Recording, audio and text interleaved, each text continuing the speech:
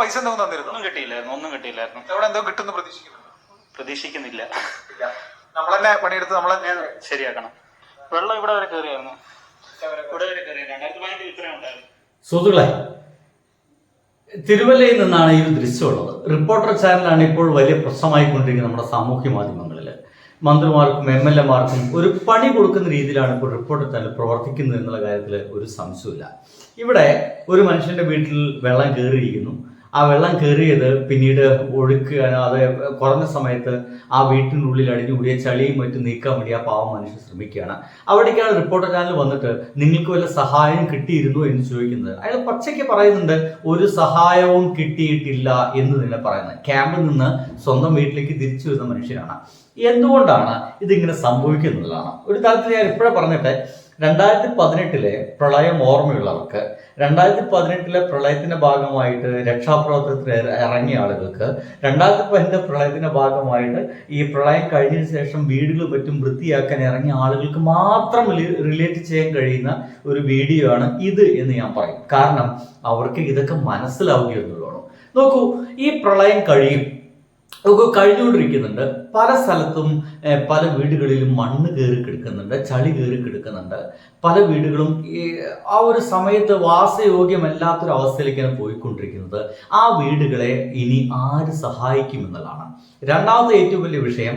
പല സ്ഥലത്തും ക്യാമ്പുകൾ തുടങ്ങിയിട്ടുണ്ട്. ക്യാമ്പുകളിൽ അടുത്ത കാലത്തൊന്നും ചിലപ്പോൾ പെട്ടെന്നൊന്നും അവസാനിപ്പിക്കാൻ പറ്റാത്തൊരവസ്ഥ വരും. കാരണം അവർക്ക് താമസയോഗ്യമാക്കാൻ പറ്റുന്ന രീതിയിൽ ആ വീടുണ്ടെങ്കിൽ അത് ക്ലീൻ ആക്കി കൊടുക്കേണ്ടതുണ്ട്.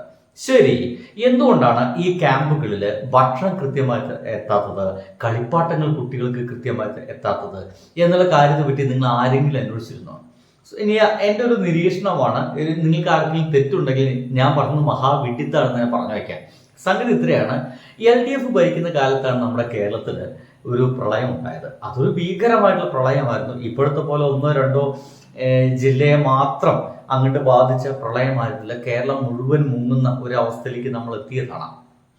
അപ്പോൾ ഗവൺമെന്റിന് ഇപ്പോഴുള്ളതിനേക്കാൾ കൂടുതൽ ക്യാമ്പുകൾ ആരംഭിക്കുകയും ഇപ്പോഴുള്ളതിനേക്കാൾ കൂടുതൽ ഭക്ഷണ സാധനങ്ങൾ ഓരോ ക്യാമ്പിൽ ഉണ്ടാക്കുകയും ഒക്കെ വേണ്ടി വന്നിരുന്നു. അന്ന് നടന്നതിനെ പറ്റി വല്ല പിടുത്തം നിങ്ങൾക്കുണ്ടോ? അന്ന് LDF ആണ് ഭരിക്കുന്നത്. LDFന് അതിൻ്റെ പോഷക സംഘടന എന്നൊക്കെ വേണമെങ്കിൽ പറയാവുന്ന സ്വതന്ത്രമായി നിൽക്കുന്ന SFI എന്നതും ഒപ്പം തന്നെ DYFI എന്ന് പറയുന്ന ഒരു 2 സംഘടനകൾ താഴത്തുണ്ട്. അവർ ഭയങ്കര സെറ്റപ്പാണ്. നിങ്ങൾ വിചാരിക്കുന്ന പോലെയല്ല. അവർ കൃത്യമായിട്ടൊരു കാഡറ്റ് ടീംസുകളാണ്. ഒരു കാര്യം ചെയ്യണമെന്ന് അവർ വിചാരിച്ചിട്ടുണ്ടെങ്കിൽ അത് ചെയ്യുമെന്നുള്ള കാര്യത്തിൽ ഒരു സംശയമില്ല. എൻ്റെ ഒരു അനുഭവത്തിൽ പറയുകയാണെങ്കിൽ ഈ പ്രളയം അല്ലെങ്കിൽ ഉണ്ടായി എന്ന് പറഞ്ഞു കഴിഞ്ഞാൽ അന്ന് ഒരാൾക്കാർ ഒന്നാമത് അന്ന് LDF ആണ് ഭരിക്കുന്നത്. LDF എന്ന് പറയുന്ന ആ ഒരു ഭരണ സംവിധാനത്തെ സഹായിക്കേണ്ടത് അവിടുത്തെ യുവാക്കളാണെന്നുള്ള ബോധ്യം അവിടുത്തെ DYFക്കാർക്ക് നല്ല ബോധ്യമുണ്ട്. അതുകൊണ്ടായിരിക്കാം അന്ന് പ്രളയം ഉണ്ടായി അല്ലെങ്കിൽ ഏതൊരു സ്ഥലത്ത് വെള്ളം കയറി വീടുകൾ മുങ്ങിക്കൊണ്ടിരിക്കുന്നു എന്നുള്ള ഒരു വാർത്ത കേട്ട് കഴിഞ്ഞാൽ ഇവരാർക്കാരും ഈ DYFIയുടെ ചെക്കന്മാരാരും ഒരു തരത്തിലും എന്താ പറയുക, അവിടുത്തെ ഉദ്യോഗസ്ഥന്മാരെ കാത്തിരിക്കുക, റവന്യൂ മന്ത്രിയെ കാത്തിരിക്കുക, റവന്യൂ ഉദ്യോഗസ്ഥന്മാരെ കാത്തിരിക്കുക, പഞ്ചായത്ത് അധികൃതരെ കാത്തിരിക്കുക, ബ്ലോക്ക് പഞ്ചായത്ത് അധികൃതരെ കാത്തിരിക്കുക, അവരെ നിർദ്ദേശം വരാൻ വേണ്ടി കാത്തിരിക്കുക. ഈ പരിപാടിയേ ഇല്ല.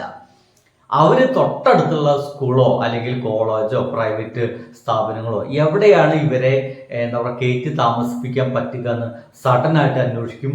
അവരെ കൂട്ടി അങ്ങോട്ട് പോകും. അവിടുത്തെ പശുക്കളെയും എന്താ പറയുക നായ്ക്കളൊക്കെ ഉണ്ടെങ്കിൽ വളർത്തു മൃഗങ്ങളൊക്കെ അതിനൊക്കെ ഏറ്റിയിട്ട് ആ ഒരു സ്ഥലത്ത് കൊണ്ടുപോയി പറപ്പിക്കും.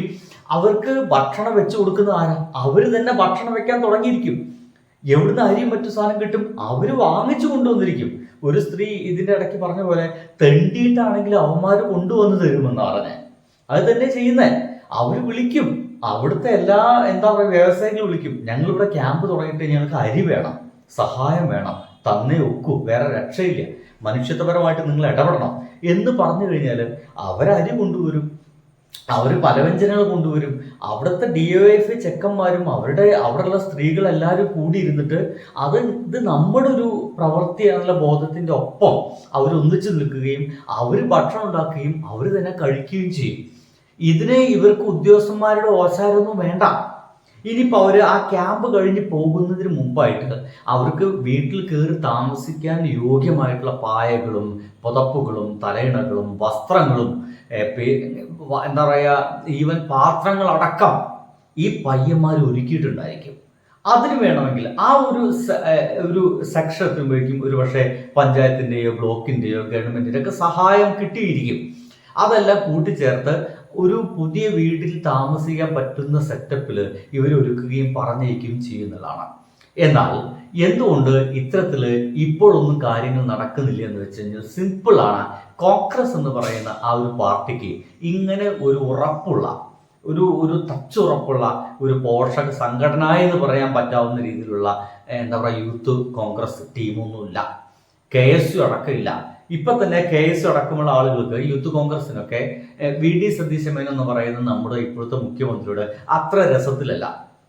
അദ്ദേഹം BJP-കാരായിട്ടുള്ള ആളുകളോട് ചർച്ചയ്ക്ക് അദ്ദേഹം തയ്യാറാണ്. അവർ പറയുന്നുണ്ട്, ഇത് KSUകാർ പറയുന്നതാണ്, ഞങ്ങളോട് ചർച്ചയ്ക്ക് തയ്യാറല്ല. നമ്മുടെ BJP-യുടെ കുട്ടികളുടെ ABP പിള്ളേരടക്കത്ത് സംസാരിക്കാനൊക്കെ അദ്ദേഹത്തിന് സമയമുണ്ട്. എന്നാൽ KSUവിനോട് ഒരു മീറ്റിംഗ് കൂടാനോ ഒപ്പം തന്നെ യൂത്ത് കോൺഗ്രസിനോടൊപ്പം തന്നെ ഒരു മീറ്റിംഗ് കൂടാനോ സമയമില്ലാത്ത രീതിയിലൊക്കെ വർത്തമാനങ്ങളൊക്കെ സോഷ്യൽ മീഡിയയിൽ ഇങ്ങനെ ഒരു പരിഹാസ രീതിയിലെങ്കിലും നടക്കുന്നുണ്ട് എന്നുള്ളതാണ്. അപ്പോൾ ഇപ്പൊ എന്തുകൊണ്ട് ക്യാമ്പുകളിലേക്ക് കൃത്യമായിട്ട് ഭക്ഷണം എത്തുന്നില്ല, ക്യാമ്പ് സജീവമാകുന്നില്ല എന്ന് ചോദിച്ചു കഴിഞ്ഞാൽ DYFI പിള്ളേരെ പോലെ അധ്വാനിക്കാൻ ഇറങ്ങാനായിട്ട് അവർക്ക് സമയമില്ല.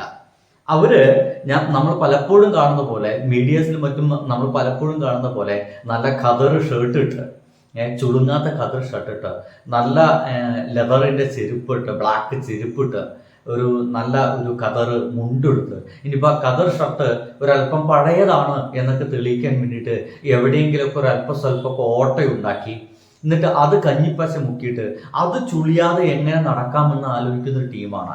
ഇനി ഏതെങ്കിലും നേതാക്കന്മാർ വന്നു കഴിഞ്ഞാൽ ആ നേതാവിൻ്റെ അടുത്ത ആള് ഞാനാണ് എന്ന് തെളിയിക്കാൻ വേണ്ടി ഒരു ഫോട്ടോഗ്രാഫറെ വരുത്തി ആ നേതാവിനോട് സ്വകാര്യം പറയുന്ന രീതിയിലൊക്കെ നിന്ന് നേതാവ് മോത്തി വെക്കുമ്പോൾ ആ ദൃശ്യങ്ങളെല്ലാം കൃത്യമായിട്ട് ഒപ്പിയെടുത്ത് അത് സോഷ്യൽ മീഡിയയിലിട്ട് ഞാൻ ഈ നേതാവിൻ്റെ അടുത്ത ആളാണെന്ന് മറ്റുള്ളവരെ ബോധ്യപ്പെടുത്തുവാനും നേതാക്കന്മാരോടൊപ്പം ഒരു ഒറ്റ ഫ്രെയിമിലൊന്ന് എങ്ങനെ കൂടി നിൽക്കാമെന്നുള്ള ആ ഒരു തിക്കും തിരക്കിലും പെടുവാനൊക്കെയാണ് അവർക്ക് സമയമുള്ളൂ. അതല്ലാതെ എനിക്ക് തോന്നിയിട്ടുള്ളത് അതല്ലാതെയുള്ള ഒരു സാമൂഹ്യ പ്രവർത്തനത്തിന് ഇറങ്ങുക നമ്മൾ കാണാറില്ല. നമ്മുടെ നാട്ടിലൊന്നും അത്തരം ആളുകളെ കാണുകയേ ചെയ്യാറില്ല. ഒരുപക്ഷെ അവിടെയുള്ള DYFI ആൾക്കാരൊക്കെ ഇതൊക്കെ സെറ്റാക്കി കഴിഞ്ഞതിന് ശേഷമായിരിക്കും അവസാനമായിരിക്കും ചിലപ്പോൾ ഒരു ഫോട്ടോ ഫ്രെയിമിലേക്ക് ഇത്തരം ആളുകൾ കടന്നു കയറുക. ഇതാണ് ഇപ്പോൾ സത്യം പറഞ്ഞു കഴിഞ്ഞാൽ സംഭവിക്കുന്നത്. കാരണം ഉദ്യോഗസ്ഥന്മാരൊക്കെ എല്ലാം ചെയ്യേണ്ട ഗതികേട് വരുന്നു, അവർക്ക് എല്ലായിടത്തേക്കും എത്തേണ്ട ഗതികേട് വരുന്നു. ഈവൻ ഒരു ക്യാമ്പിൽ ഇന്നലെ ഭക്ഷണം ഇല്ല എന്നുള്ള കാര്യം റിപ്പോർട്ട് ചെയ്യേണ്ടി വന്നു. അത് റിപ്പോർട്ടർ ചാനൽ റിപ്പോർട്ട് ചെയ്യേണ്ടി വന്നതിൻ്റെ ഭാഗമായിട്ടാണ് അവിടേക്ക് ഭക്ഷണം എത്തിയത്. അല്ലെങ്കിൽ അവിടുത്തെ കുഞ്ഞുങ്ങളടക്കമുള്ള ആളുകൾ 2 നേരം പട്ടിണിയിലാണ്. മനസ്സിലാവുന്നുണ്ടല്ലോ അല്ലെ? ഇതാണ് അവസ്ഥ. എന്തായാലും എൻ്റെ ഒരു നിരീക്ഷണത്തിൽ ഇങ്ങനത്തെ യുവാക്കളുടെ ഒരു എന്താ പറയുക അലംഭാവം അല്ലെങ്കിൽ അവരുടെ ഒരു കൃത്യമായിട്ടുള്ള ഇടപെടൽ ആ ഒരു പ്രദേശത്ത് നടന്നിട്ടില്ല എന്നുള്ളതാണ് എനിക്ക് തോന്നിപ്പോകുന്നത്. നിങ്ങൾക്ക് വ്യത്യസ്തമായ അഭിപ്രായങ്ങളും ഉത്തരങ്ങളും ഉണ്ടായിരിക്കും. തീർച്ചയായിട്ടും എഴുതാം. ഞാൻ എൻ്റെ ഒരു അഭിപ്രായം പറഞ്ഞു എന്നുള്ളൂ. നിങ്ങളുടെ അഭിപ്രായങ്ങളൊക്കെ ആയിട്ട് കാത്തു നിൽക്കുന്നു. അപ്പോൾ സുഹൃത്തുക്കളെ, ബൈ.